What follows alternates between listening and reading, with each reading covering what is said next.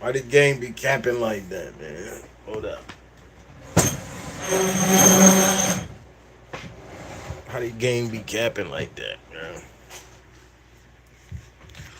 Why bro be capping like that all the time, man? Every time this nigga pop up, this nigga be capping about some shit.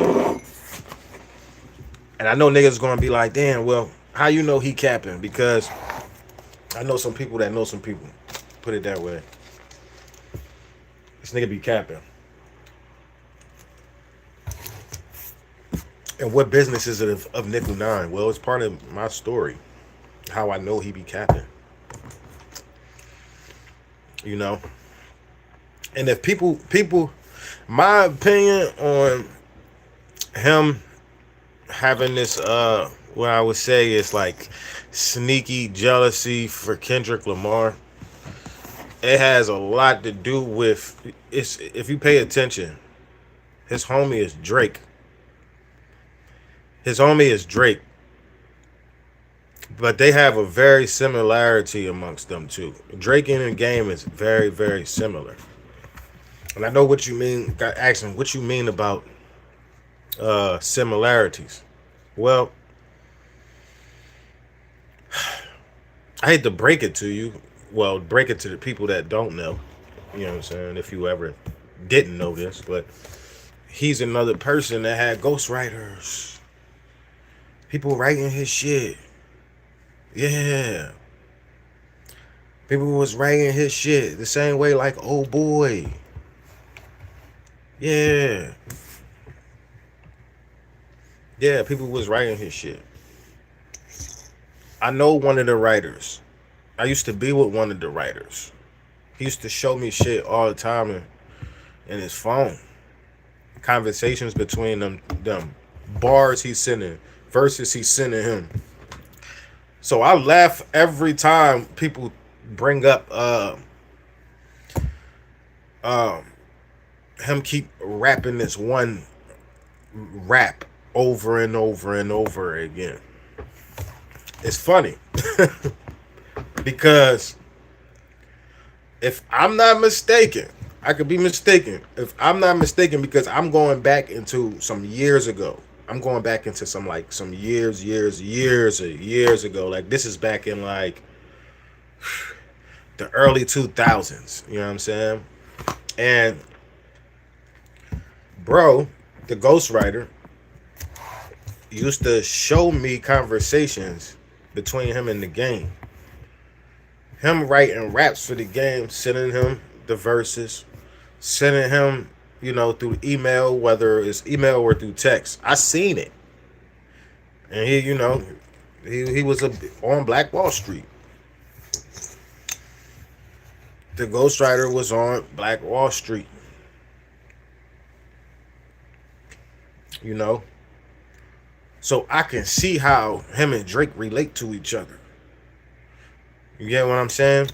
A lot of people don't know the game also came in the game sounding like Sean Poe. A lot of people think the documentary is is the game's first album. No, JT, the bigger figure, presents the game. Untold Story was game's first album. Go check that up. He sounds exactly like Sean. He does not sound like the game that y'all accustomed him to hearing. This came out, if I want to say, in like '02, I believe. So the game was already kind of like being fixed up, you know. Not to say that, he don't be writing some of his shit, but from what I know, he has been having people pass him verses and references the same way like Drake. You know what I'm saying? And one of them I knew. One of them I used to be with. He was on Black Wall Street. So, and if anybody, I'm not, I'll talk about it later, but if you from my area, I'm from Pennsylvania, Chester, Pennsylvania, next to Philadelphia, then you should already know what artist I'm talking about. But if you don't, do your research. But yeah, so the whole situation with him and that artist, and then him saying that, oh, you know, he could have signed Kendrick. Well, what happened to the artist that you signed before you, Kendrick, and what happened with that? You know what I'm saying? So I can't see him like trying to push the button and be like, yeah, I'm going to try to sign Kendrick. He probably thought he was hot. You know what I'm saying? But sign Kendrick, nah. I don't sign. I can't sign it. I don't. He wasn't even in no position to sign nobody. From my view, you know what I'm saying. When he had Black Wall Street, it was under Black Wall Street. He already had an artist. He couldn't do nothing with that artist, and that artist already had buzz and on the East Coast. So it wasn't really much you really had to do, but give him the hoop. You know what I'm saying? Also, the other hint in the writer is the same writer had beef with Meek Mills. So when you seen that the game diss Meek Mills with this same person's style, like I'm like, come on, man. Some people gotta read between the lines and shit. People gotta read between the lines. But yeah, that's just part of my history. And I say part of my history is because I actually knew the writer. I actually knew the homie. You know what I'm saying? I knew the homie. Used to be around the homie. Like, yo, man, I'm about to send this to the game. Just look at these verses I'm sending. Next thing you know, game using these bars and these verses. So, hey, on another note, watching Oschino cook Meek Mills running around here calling this nigga Bookie but Diddy side piece and shit. But you already know I'm from the city. I never rock, Chester. I never really rock with Bull. You know what I'm saying? I never really rock with Bull anyway. You know, I just never was that whole sound that he had, that was my city sound. Nigga jock my city sound for that. You know what I mean? So, hey, it is what it is. It is what it is. I know our city never really got credited for that sound. I know a lot of people think it's the Philadelphia sound and all that. Nah, that's Chester shit. Chester niggas was already on that type of wave, that type of production way before that. You know what I'm saying? So, even though they try to leave Chester niggas out, when you hear that, when you hear, Jolly Little Beats holla at me on Meek Mill shit, that's Chester sound. That Dreams and Nightmares intro, it's Chester sound, man. Philly just roll with it. Hey, it is what it is. But Chester 610 X66, no, that's our sound. That was our sound.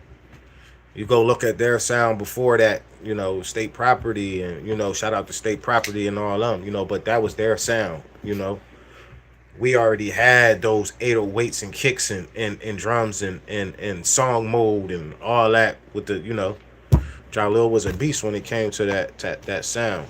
So, but you had my squad already rocking to them that type of production on the radio. You had other people like Neville Heights, shout out to Neville, and Broadway Ryder, you know what I'm saying? Ryder and shit, So I never really rock with niggas stealing and swagger jacking niggas sounds and productions and all that. I'm old school, man. I don't like the bite and shit, but it is what it is. But I always see, people from my city pro Meek Mills and shit like, hey man, hey. Yeah, they be pro Meek Mills in my city. I can't rock with Bull. Bull too zesty for me. He's just too weird. He moved too funny. You know what I'm saying? Already was jocking my squad sound and shit. My city sound. But it's all good. But I just had to speak on the gang capping ass and then Oschino. I'm not even mad at Oschino because that's what happened when people be doing too much talking behind closed doors and you been the nigga not saying nothing the whole time. And then when you finally say something, everybody think you on this crash out shit. Nah, nigga. It's about not letting people put smut on your name. It's just simple as that. Don't let nobody put smut on your name.